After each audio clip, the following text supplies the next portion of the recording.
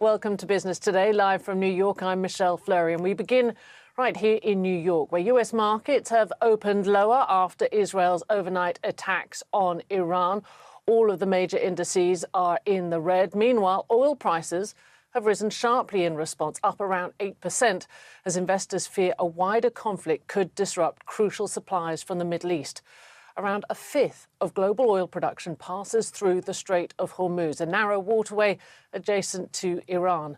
Today's price swings mark the largest intraday moves for major oil contracts since 2022. That's when Russia's invasion of Ukraine sent energy prices soaring. For more on the price of oil and what it means, Gaurav Sharma, energy analyst at Oilholics Anonymous, joins us now. Good to see you, Gaurav, this morning. What is next, do you think, for the price of oil now?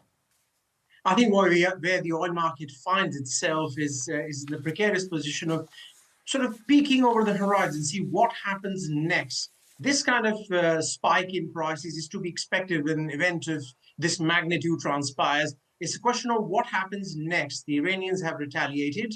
I think the Israelis are saying that this is a multi-day action that they're going to take. So if this escalates, and somehow we reach a situation whereby which Iranian energy infrastructure is targeted, you will see a further spike of another 4 or 5% in the market. So we're kind of sort of peering over our shoulders, looking backwards, forwards. What is the direction of travel here in terms of what Tehran and Mr. Netanyahu do?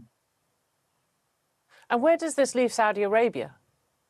I think Saudi Arabia has the position of sort of sitting and observing what's going on. It's already upping the stakes via OPEC in terms of bringing more oil back to the market. It's also cognizant of the fact that had this skirmish, had this level of hostilities, let's say transpired, say, sort of 10 years ago, the situation would have been very different, Michelle, because right now we have a lot of non-OPEC, non-Middle Eastern oil out in the market from Brazil, from Canada, from Guyana, from Norway, and especially the United States. So the Saudis are sort of the buffer producers of the world. They're observing the situation and they will be reactive to what happens next.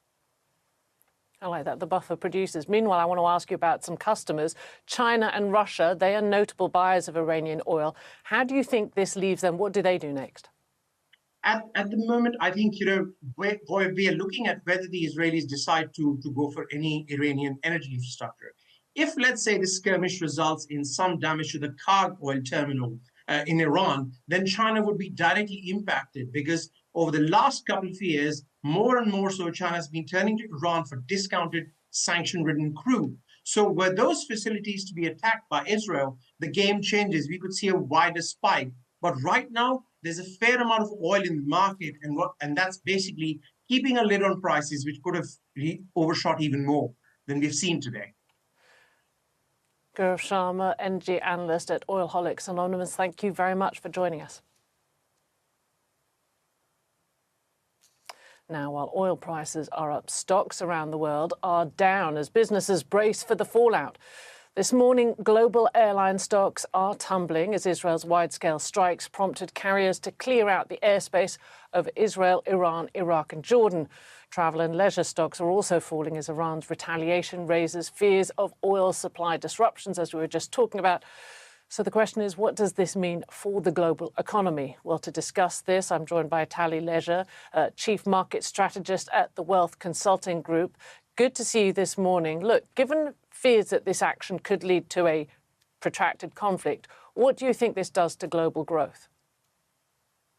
So when the news broke out, Michelle, I immediately thought of that famous quote from Benjamin Franklin.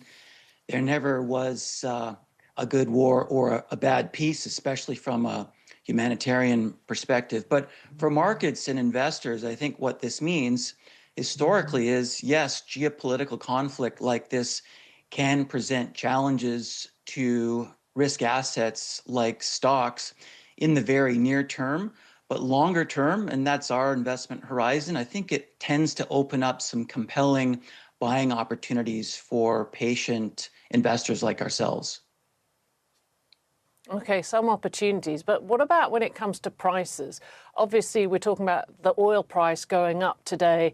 It is a key input in so many manufactured goods. What could that do down the road to inflation?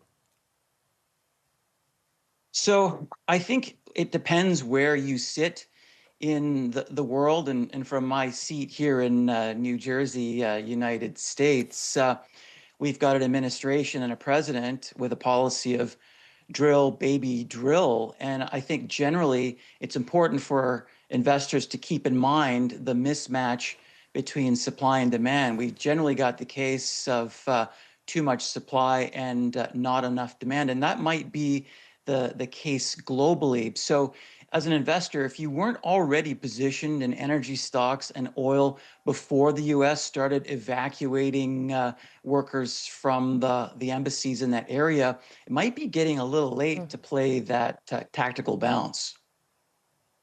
And briefly, what does this mean for the Federal Reserve? I mean, increasing tensions geopolitically, surely that complicates their job. I think it does. And to your point, we'll be watching the tone on the incoming inflation reports. They have not been a problem over the past several months. So if this continues, this trend, then I think it does. Eventually, over time, this helps bring the Fed, I think, back into the game off the sidelines in an effort to save growth and jobs. Tony Leisure, Chief Market Strategist at the Wealth Consulting Group in New Jersey today. Thank you very much for joining us.